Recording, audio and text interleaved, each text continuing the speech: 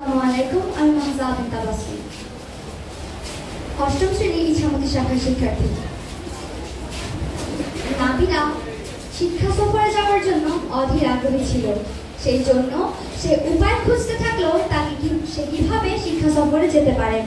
সে ভাবতে ভাবতে এক সময় ঠিক করলো সে তার বান্ধবীকে বলবে তার বান্ধবীর অভিভাবককে এসে তাকে সেই বাসে উঠিয়ে দেওয়ার জন্য। নাবিলা তার বান্ধবীকে ফোন দিল।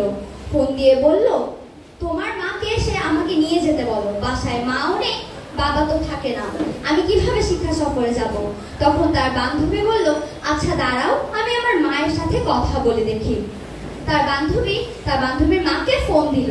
ফোন দিয়ে বলল, মা, আমার বান্ধবী আছে না নাবিলা, ও আজকে বাস মিস করে ফেলেছে।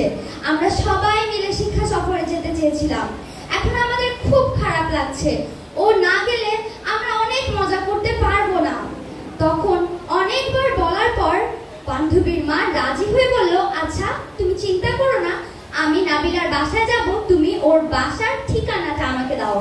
এরপর নাবিলার বান্ধবী নাবিলাকে ফোন দিয়ে বলল, আমার মা রাজি হয়েছে, তুমি আমাদের সাথে শিক্ষা সফরে যেতে পারবে, তোমার ঠিকানাটা দাও, মা তোমাদের বাসায় গিয়ে তোমাকে নিয়ে আসবে। এরপর নাবিলার ঠিকানা দিল এবং নাবিলার বান্ধবী তার মাকে সেটা জানালো। নাবিলার বান্ধবীর মা নাবিলাকে গিয়ে নিয়ে আসলো। বাসটা তখন অনেক দূর চলে গেছে, তাই নাবিলার বান্ধবীর মা ঠিক করলো সে আরেকটা গাড়ি ধরে সেই বাসের কাছে যাবে।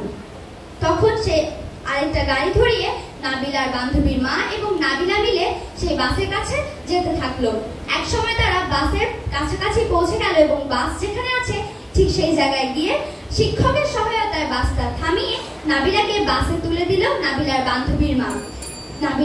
নাবিলাকে দেখে তাদের বান্ধবী অনেক খুশি হয়ে গেল। ধন্যবাদ।